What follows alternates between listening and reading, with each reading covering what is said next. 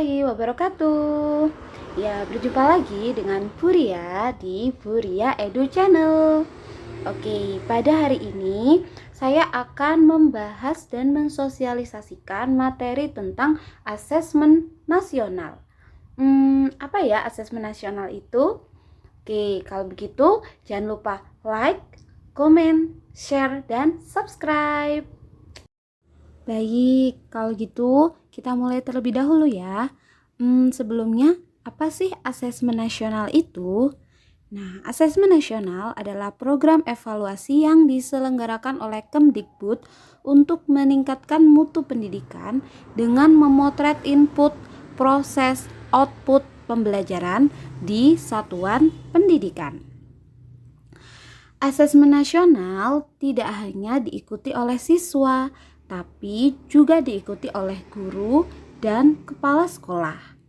Asesmen nasional terdiri dari 3 komponen utama, yaitu AKM literasi dan numerasi, survei karakter, dan survei lingkungan belajar. Nah, bagi siswa, mengikuti asesmen nasional akan mengikuti ketiga asesmen tersebut, yaitu AKM literasi, survei karakter, dan survei lingkungan belajar. Tapi bagi guru dan kepala sekolah, asesmen nasional yang dilakukan hanyalah survei lingkungan belajar saja. Nah, AKM literasi dan numerasi itu akan mencerminkan hasil belajar kognitif, sedangkan survei karakter akan mencerminkan hasil belajar sosial emosional, dan survei lingkungan belajar akan mencerminkan karakteristik input dan proses pembelajaran. Nah, oleh karena itu pentingnya dilakukan reformasi asesmen untuk mendorong peningkatan kualitas pembelajaran. Nah, asesmen yang utama yaitu yang harus diperbarui dan sebagai major adalah learning process atau proses pembelajaran. Oleh karena itu, asesmen itu bukan dinilai untuk menilai hasil akhir, tapi untuk memperbaiki kualitas atau proses pembelajaran. Nah, oleh karena itu, asesmen nasional ini tidak dilakukan pada siswa pada tingkat akhir, seperti ujian nasional yang selama ini dilakukan. Tapi asesmen nasional dilakukan pada siswa tingkat menengah. Pada tingkat SD dilakukan pada siswa kelas 4 atau kelas 5.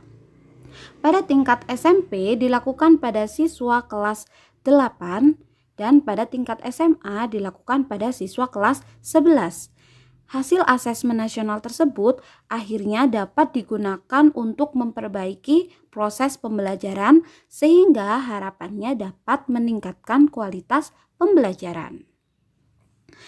Nah, seperti yang tadi sudah disebutkan bahwa komponen AKM terdiri dari 2, yaitu literasi dan numerasi. Literasi membaca terdiri dari literasi konten, proses kognitif, dan konteks. Nah, begitu pula numerasi juga terdiri dari konten, proses kognitif, dan konteks. Bentuk soal pada komponen AKM di sini beraneka ragam, yaitu soal objektif yang terdiri dari pilihan ganda kompleks, menjodohkan, dan isian singkat. Nah, selain bentuk soal objektif juga terdapat bentuk soal non-objektif, yaitu berupa uraian. Jadi, dari segi bentuk soal, AKM ini lebih beragam ya daripada ujian nasional yang hanya berbentuk pilihan ganda saja. Nah, saat kita mengajar, kita harus menyesuaikan dengan tingkat kompetensi.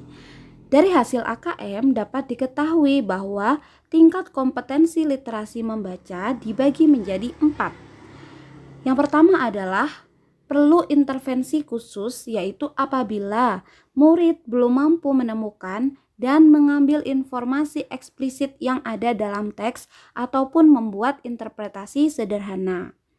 Nah, murid dikatakan berada dalam tingkat dasar apabila murid mampu menemukan dan mengambil informasi eksplisit yang ada dalam teks serta membuat interpretasi sederhana. Murid dikatakan berada dalam tingkat cakap apabila murid mampu membuat interpretasi dan informasi implisit yang ada dalam teks, serta mampu membuat simpulan dari hasil integrasi beberapa informasi dalam suatu teks.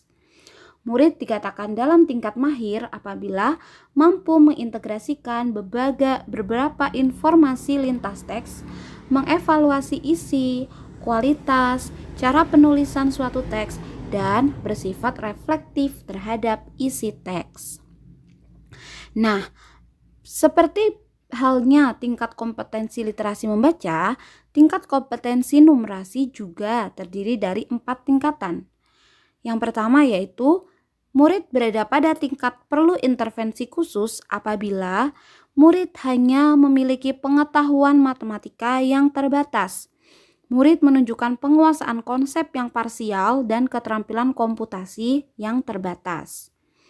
Murid dikatakan berada pada tingkat dasar apabila murid memiliki keterampilan dasar matematika, komputasi dasar dalam bentuk persamaan langsung, konsep dasar terkait geometri dan statistika, serta menyelesaikan masalah matematika sederhana yang rutin.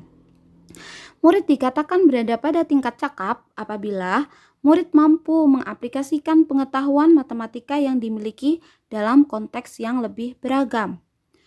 Murid dikatakan berada pada tingkat mahir apabila murid mampu bernalar untuk menyelesaikan masalah kompleks serta non-rutin berdasarkan konsep matematika yang dimilikinya. Nah, jadi itu tadi adalah sekian informasi yang bisa saya sampaikan tentang asesmen nasional dan asesmen kompetensi minimum. Tetap semangat untuk mencerdaskan para generasi muda. Jangan pantang menyerah. Wabillahi taufiq wal hidayah. Wassalamualaikum warahmatullahi wabarakatuh.